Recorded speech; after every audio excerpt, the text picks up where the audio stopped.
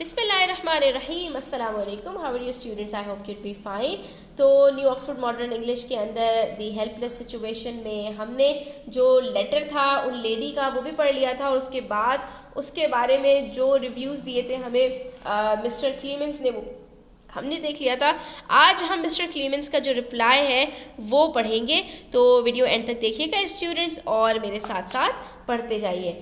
तो रिप्लाई में हमसे कहते हैं, I know Mister H and I go to him dear madam. अब इन्होंने क्या कहा था, इन्होंने रिक्वेस्ट की थी आप किसी पब्लिशर से मिल लीजिए और उसके बाद मुझे लिखिए। तो इन्होंने एक पब्लिशर मिस्टर एच लिखा है यहाँ पर कि मिस्टर एच से मैं मिलने गया, ठीक है, और if upon reflection you find you still desire it there will be a conversation, I know the form it will take, it will be like this. ठीक है, अब मैं जो आपको लेटर लिख रहा हूँ इसको पढ़ने के बाद ज़रा रिफ्लेक्ट कीजिएगा और फिर बताइएगा क्या अभी भी आपकी वही ख्वाहिश है जो आपने अपने अर्लियर लेटर में लिखी थी। ठीक है, अब मैं जब मिस्टर एच से मिलूँगा, ठीक है, अच्छा यहाँ पर उन्होंने ये नहीं कहा कि मैं उनसे मिल के आ चुका हूँ, बल्कि यहाँ पे कह रहे हैं कि मैं एक मिस्टर एच को जानता हूँ जो पब्लिशर हैं और मैं उनके पास जाऊँगा मैडम, लेकिन उनके साथ मेरी जो बातचीत होगी ना वो मैं यहाँ लिख रहा हूँ लेटर में। इसको पढ़ने के बाद तसल्ली से आप ये फैसला कीजिएगा कि क्या मुझे वाकई उनके पास जाना चाहिए या नहीं। ठीक है, अब यहाँ पर वो अपना बता रहे हैं कि ऐसा ऐसा होगा, मुझे पता है पहले से, क्योंकि मेरे पास पूरी इन्फॉर्मेशन नहीं है, ना तो मैं आपको क्लियरली जानता हूँ और ना मैं उस किताब के बारे में कुछ भी जानता हूँ जो आप पब्लिश करवाना चाहती हैं, तो मैं आपको किस तरह से जो है पब्लिशर के साथ इन्फ्लुएंस कर सकता हूँ मुझे नहीं मालूम। अब यहाँ पर उन्होंने कॉन्वर्जेसन लिखी है अपनी और मिस्टर एच की। बात होती है यहाँ पर किससे? मिस्टर एच से। How do her books strike you, आपकी उनकी किताबों ने आपको किस तरह मुतासर किया मिस्टर क्लीमेंस? तो मिस्टर क्लीमेंस कहेंगे I am not acquainted with them, मैं तो उनको जानता भी नहीं हूँ। तो वो कहेंगे who has been her publisher, उनके पब्लिशर कौन है फिर? I don't know, she has one I suppose, क्या उनके कोई पब्लिशर भी हैं भी या नहीं? I think not. You think this is her first book? तो यहाँ पर वो मुझसे पूछेंगे कि क्या उनका कोई पब्लिशर है भी या नहीं, तो मैं कहूँगा शायद, पता नहीं, मुझे नहीं मालूम, शायद नहीं है कोई। ठीक है, फिर वो मुझसे पूछेंगे क्या ये उनकी पहली किताब है? Yes I suppose so, I think so, मुझे लगता है, शायद, मुझे यकीन नहीं है इस बारे में भी कि ये इनकी पहली किताब है या दूसरी तीसरी। What is it about, what is the character of it? अच्छा, किताब के बारे में कुछ बताइए कि किताब किस चीज़ के बारे में है, उसमें क्या क्या कैरेक्टर्स हैं। I believe I do not know, कि मुझे तो ये भी नहीं पता कि उनकी किताब किस चीज़ के बारे में। हैव यू सीन इट, क्या आपने उसको देखा है? वेल नो आई हैवेंट, नहीं मैंने किताब को देखा भी नहीं है। How long have you known हर, तो आप उनको कब से जानते हैं? आई डोंट नो हर, मैं तो उनको जानता भी नहीं हूँ। तो बच्चों देखा आपने कितनी वियर्ड सी कॉन्वर्सेशन है। डोंट नो हर, नो, क्या जानते भी नहीं है? नहीं। How did you come to be interested in her book then, तो फिर आपको उनकी किताब में कैसे दिलचस्पी हो गई कि आप मेरे पास चले आए? Well she wrote and asked me to find a publisher for her and mentioned you. तो कहने लगी तो मैंने कहा कि जो है वो दरअसल बात यह है कि उन्होंने मुझे एक लेटर लिखा और उन्होंने मुझसे कहा कि मेरे लिए एक पब्लिशर ढूंढ दीजिए और आपका नाम लिया। Why should she apply to you instead of me, तो उन्होंने आपको लिख के मुझे जो है अप्लाई करने को कहा, मुझे डायरेक्टली क्यों नहीं लिखा? She wished me to use my influence, वो चाहती थी कि मैं अपना असर व रसूख इस्तेमाल करूँ। Dear me, what has influence to do with such a matter, इन सब के अंदर असर व रसूख इस्तेमाल करने की क्या ज़रूरत पड़ गई उनको? Well I think she thought you would be more likely to examine her book if you were influenced, तो मुझे लगता है शायद उन्होंने ये बात इसलिए कही है कि आप उनकी किताब को ज़्यादा अच्छे तरीक़े से जांच पड़ताल करेंगे अगर आपको इन्फ्लुएंस किया जाए, अगर आपको ऊपर कोई असर व रसूख इस्तेमाल किया जाए, शायद इसीलिए उन्होंने मेरा रेफरेंस यूज़ किया है। Why, what we are here for is to examine books, anybody's book that comes along, it's our business. Why should we turn away a book unexamined because it's a stranger's? It would be foolish. No publisher does it. On what ground did she request your influence? Since you do not know her, she must have thought you know her literature and could speak for it. Is that it? तो अब यहाँ पर वो अपनी हैरानी का इजहार कर रहा है, जो मिस्टर एच है वो कह रहे हैं तो भाई हम यहाँ किस लिए बैठे हैं, हम यहाँ इसीलिए तो बैठे हैं, ये हमारा काम है कि जिसकी भी किताब आए हम उसको एग्जामिन करें। हम किसी की किताब को छोड़ थोड़ी देंगे एग्जामिन करने के लिए, क्योंकि हम उसको जानते नहीं हैं, वो हमारे लिए अनजान शख्स है। कितनी बेवकूफ़ाना बात है, कोई भी पब्लिशर ऐसा नहीं करता। वो अगर हमसे डायरेक्टली कहती तो हमें किसी इन्फ्लुएंस की ज़रूरत थोड़ी है कि कोई हमें आके अपना असर इस्तेमाल करे और जो है वो कोई सिफारिश लेकर आए, तब हम उसकी एग्ज़ामिन करेंगे किताब को, वरना नहीं करेंगे। तो अच्छा मुझे ये बताओ कि किस बेसिस पर उसने आपसे रिक्वेस्ट किया, आपका जो है वो इन्फ्लुएंस यूज़ किया है, जबकि आप तो उसको यूज़ भी नहीं करते, आप तो उसको जानते भी नहीं हैं। तो यकीनन आप उसके लिटरेचर को जानते होंगे, ठीक है, यानी आप उसके लिटरेचर को पढ़ने वाले होंगे और इसलिए आपसे उसने कहा होगा कि आप मुझसे बात करें। No, she knew I didn't, नहीं, उसको पता है कि मैं उसके लिटरेचर को भी नहीं जानता कि वो कैसा लिखती है, मुझे ये भी नहीं मालूम। Well, what then? She had a reason of some sort for believing you competent to recommend her literature and also under obligations to do it.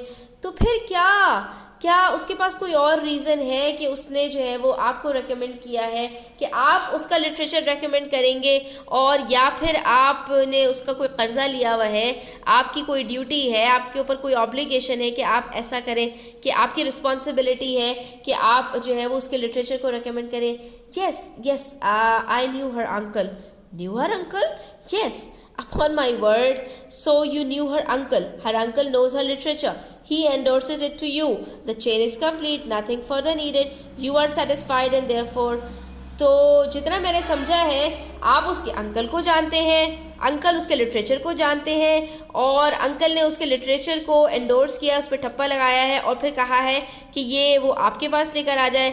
यहाँ पर चेन कंप्लीट होती है, अब मज़ीद किसी चीज़ की ज़रूरत नहीं है, आप सेटिस्फाइड हैं क्योंकि अंकल ने उसके ऊपर एंडोर्स कर दिया है। और फिर यहाँ पर बात कंप्लीट होने से पहले ही मिस्टर क्लीमेंस कहते हैं, no that isn't all, there are other ties. नहीं, ऐसी कोई बात नहीं है, बल्कि बात कुछ और है। आई know the cabin her uncle lived in, मैं उस केबिन को जानता हूँ जिसमें उसके अंकल रहते थे।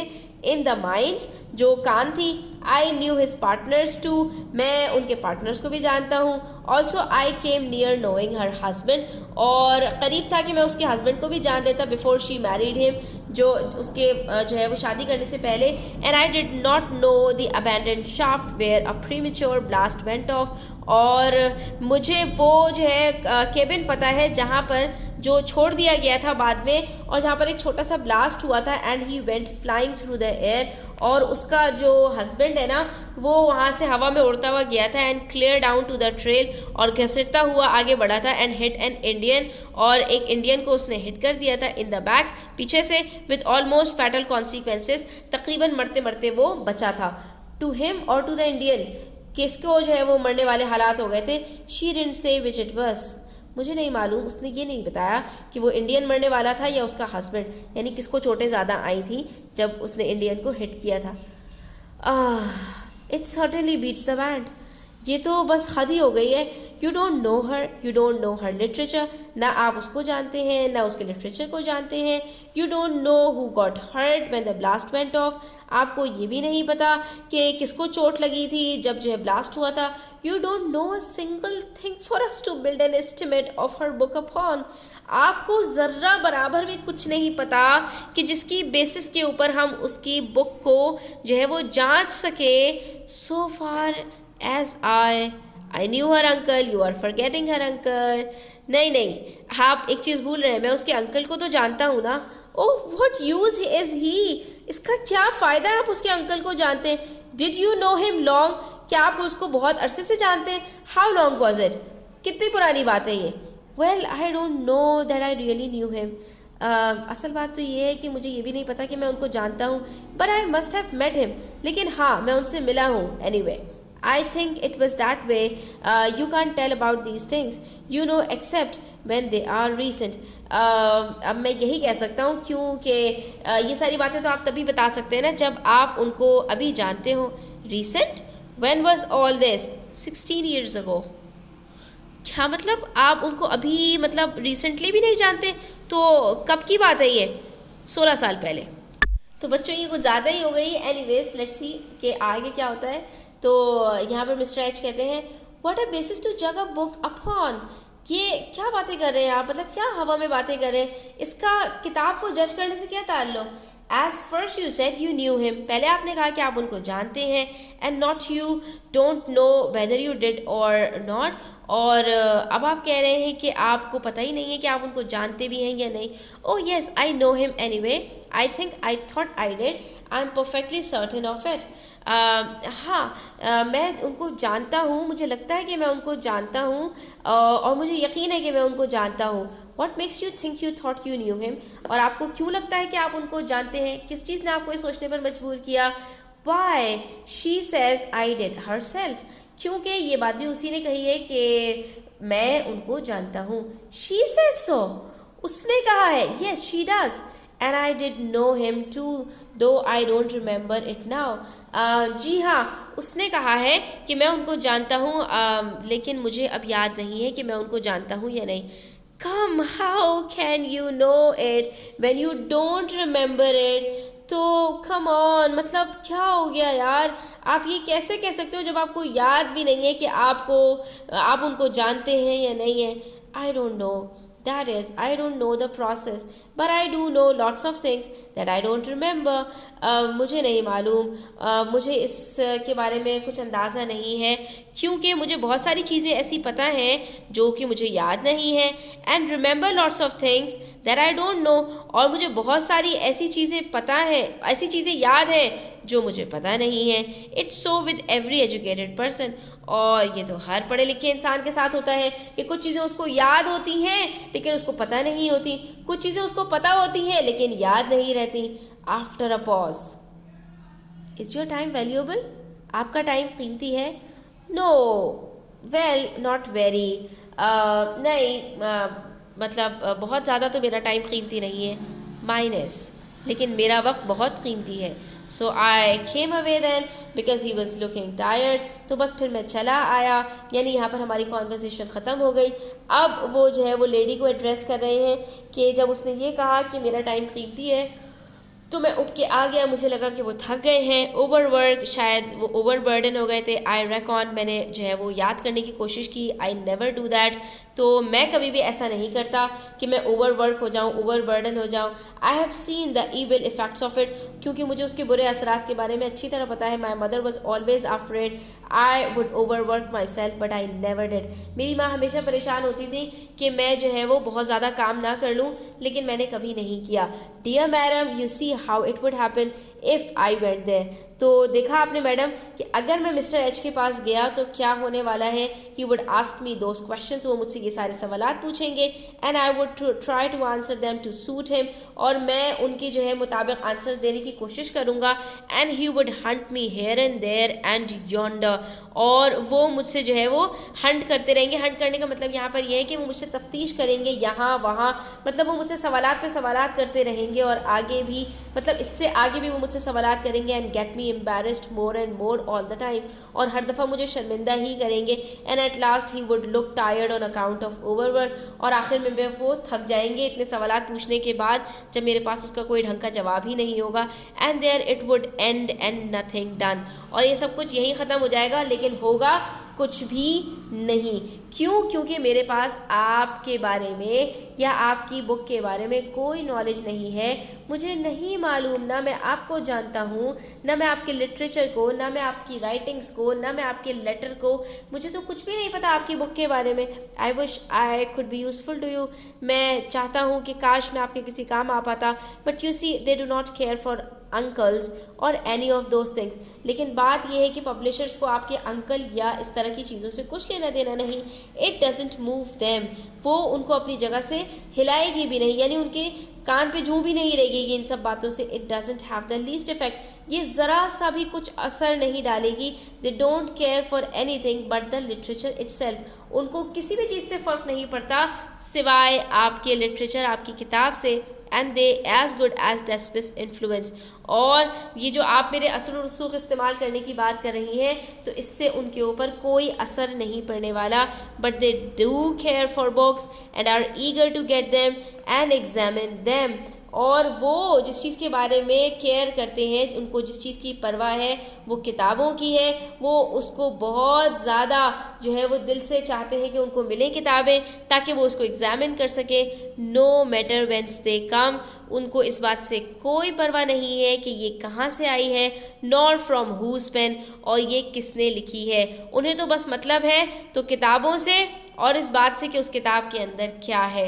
If you will send yours to a publisher, any publisher, अगर आप अपनी किताब किसी पब्लिशर को भेजेंगी, चाहे वो कैसा भी पब्लिशर हो, he will certainly examine it, I can assure you of that. वो यकीनन बग़ैर किसी इन्फ्लुएंस के उसको एग्ज़ामिन करेगा। और मैं आपको इस बात की यकीन दहानी करवाता हूँ कि आपको इस मामले में किसी भी इन्फ्लुएंस की ज़रूरत नहीं है। लेकिन इतना अच्छा लेटर लिखने के बाद उन्होंने इसको इसको इन्होंने क्यों सेंड नहीं किया?